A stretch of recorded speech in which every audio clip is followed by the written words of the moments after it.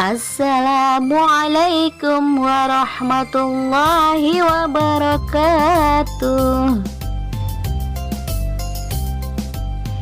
Hai anak saleh dan saleha, jumpa kembali bersama Ibu. Apa kabar kalian semuanya? Semoga dalam keadaan sehat ya. Kali ini akan belajar apa ya kira-kira? Nah, kali ini kita akan melanjutkan tema 1, subtema 2, pembelajaran 4 dan 5. Sebelum belajar, mari kita berdoa terlebih dahulu.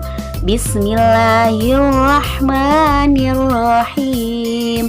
Rabbi zidni ilma warzuqni fahma.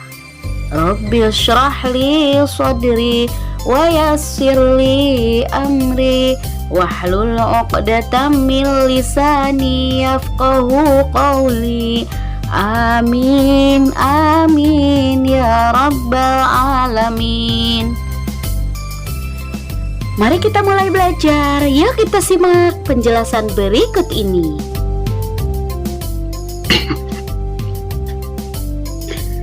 Tema 1, selamatkan makhluk hidup. Subtema 2, hewan sahabatku. Pembelajaran 4, muatan PPKN.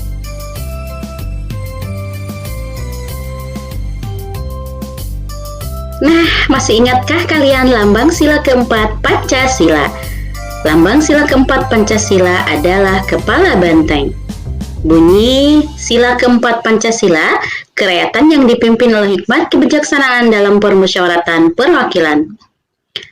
Mana banteng merupakan hewan sosial yang suka berkumpul seperti halnya manusia yang melakukan musyawarah, di mana orang-orang harus berkumpul untuk mendiskusikan sesuatu. Coba perhatikan contoh penerapan sikap sila keempat Pancasila berikut. Deli membawa 10 potong PMP. Deli ingin membagikan PMP tersebut kepada teman-temannya di sekolah. Akan tetapi, teman-teman di kelas Deli ada 20 orang. Deli dan teman-teman bermusyawarah agar semua teman-teman mendapatkan potongan PMP. Deli dan teman-teman memutuskan untuk membagi 2 setiap potongan PMP tersebut agar semua teman mendapatkan bagian yang sama. Nah, sikap Deli dan teman-teman tersebut adalah termasuk kepada sila keempat Pancasila, yaitu mengadakan musyawarah.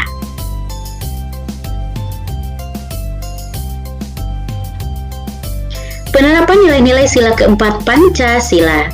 Sebelumnya, kamu telah mengetahui nilai-nilai yang terkandung dalam sila keempat Pancasila. Sila keempat menjadi pedoman dalam menyelesaikan masalah yang menyangkut kepentingan bersama. Sesuai dengan sila keempat Pancasila, penyelesaian masalah sebaiknya dilakukan dengan cara musyawarah untuk mencapai mufakat. Setelah mufakat tercapai, semua peserta musyawarah harus melaksanakan keputusan dengan penuh tanggung jawab. Kita juga tidak boleh memaksakan kehendak kepada orang lain agar tidak terjadi konflik dan selalu mengutamakan kepentingan bersama di atas kepentingan pribadi. Nah, berikut contoh pengamalan sila keempat Pancasila dalam kehidupan sehari-hari. Pertama, mengikuti pemilihan ketua kelas. Yang kedua, mengikuti pemilihan umum.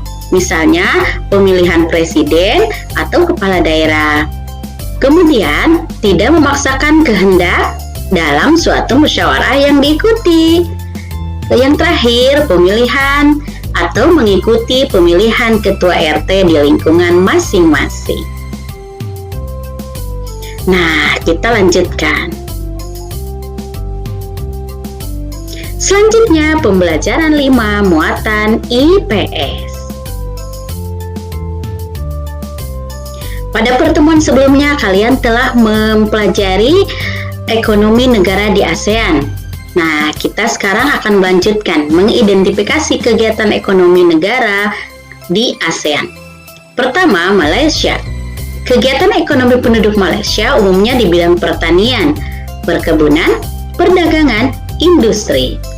Pertanian Malaysia menghasilkan padi, sayur, buah-buahan. Nah, hasil perkebunan berupa karet, kelapa sawit, kapra, kayu, dan rotan.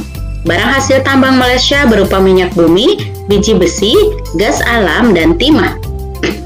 Malaysia merupakan penghasil timah terbesar di dunia. Selanjutnya ke negara Singapura. Kegiatan penduduk ekonomi Singapura umumnya di bidang perdagangan, industri, dan jasa. Pelabuhan Singapura menjadi pelabuhan paling ramai di kawasan Asia Tenggara.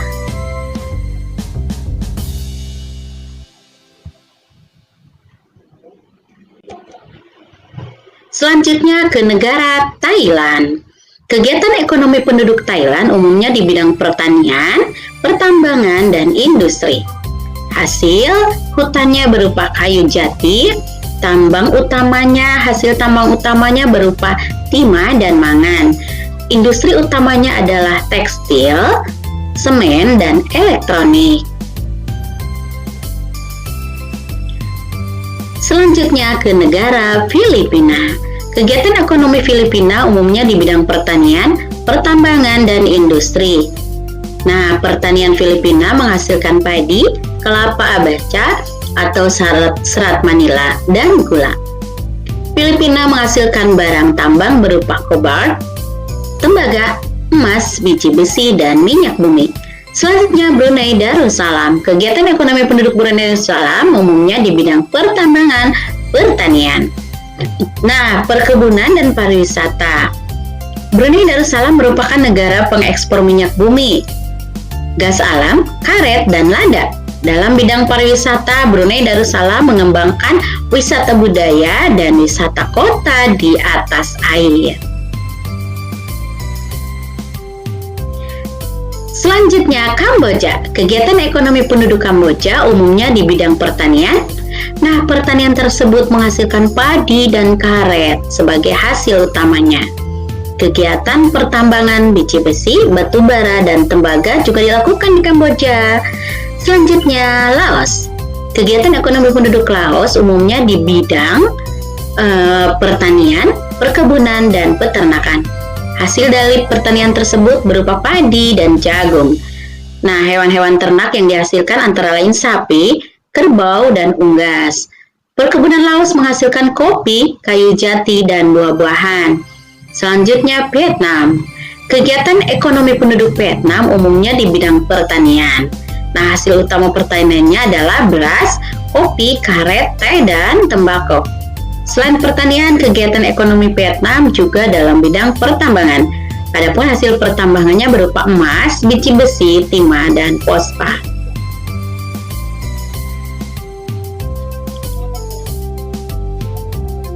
Selanjutnya, Myanmar. Kegiatan ekonomi penduduk Myanmar umumnya di bidang pertanian, perkebunan, dan kehutanan. Hasil pertaniannya berupa padi, kacang-kacangan, jagung, tebu, dan teh. Myanmar juga memiliki barang hasil tambang seperti tembaga, timah, dan perak. Yang terakhir adalah Indonesia. Indonesia adalah sebuah negara agraris sehingga masyarakat Indonesia lebih banyak melakukan kegiatan ekonomi melalui sektor pertanian.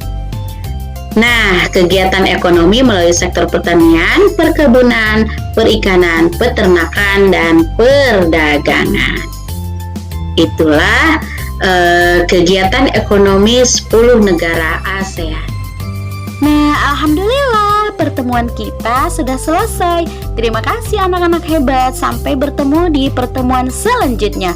Wassalamualaikum warahmatullahi wabarakatuh.